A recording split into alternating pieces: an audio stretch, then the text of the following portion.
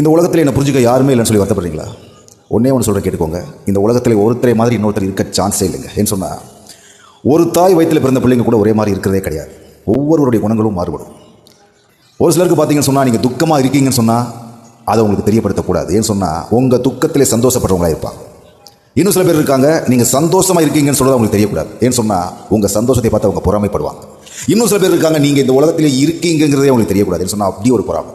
ஆக ஒவ்வொருத்தரும் ஒவ்வொரு விதமான ரகங்கள்ங்க. உங்களுக்கு என்றைக்குமே நீங்கள் தான் ஆறுதல்.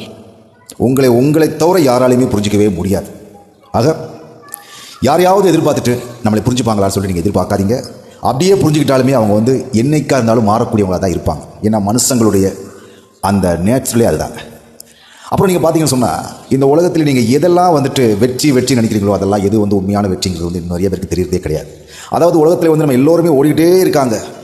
இவ்வளோ சம்பளம் வாங்கணும்னு சொன்னால் இன்னும் அதிகமாக வாங்கணும், அதை விட இன்னும் அதிகமாக வாங்கணும், பக்கத்து வீட்டுக்காரன் எதிர்த்த வீட்டுக்காரன் அவன் இப்படி வாங்குறான், நம்ம அவனை விட அதிகமாக நம்ம வாழ்க்கையில் சாதிக்கணும்னு சொல்லிட்டு ஓடிக்கிட்டே இருக்காங்க. ஒன்று சொல்கிறேன் கேட்டுக்கோங்க, இதுக்கெல்லாம் பார்த்தீங்கன்னு சொன்னால் இதுக்கு ஒரு முடிவுரையே கிடையாதுங்க.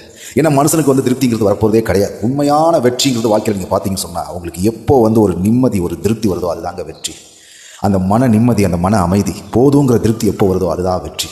அந்த வெற்றியை அடைகிறதுக்கு நீங்கள் முயற்சி பண்ணுங்கள். நிச்சயமாக உங்களால் முடியும். ஏன்னு சொன்னால், இந்த திருப்தி இல்லாமல் தான் அந்த உலகத்தில் மனுஷங்க ஓடிக்கிட்டே இருக்காங்க. அவங்க வாழ்க்கையில் ஒரு நாள் வெற்றி அடைய போகிறதே கிடையாது. ஆக அந்த மாதிரி நம்ம இருக்க வேண்டாம். உங்களுக்கு மன நிம்மதியும் திருப்தியும் எப்படி வருதோ எப்போ வருதோ அப்போது நீங்கள் வாழ்க்கையில் நீங்கள் உங்களை மாதிரி ஒரு சிறந்த வெற்றியாளர் இந்த உலகத்தில் யாருமே கிடையாது. ஓகே, சந்திப்போம் நண்பர்களே. வணக்கம்.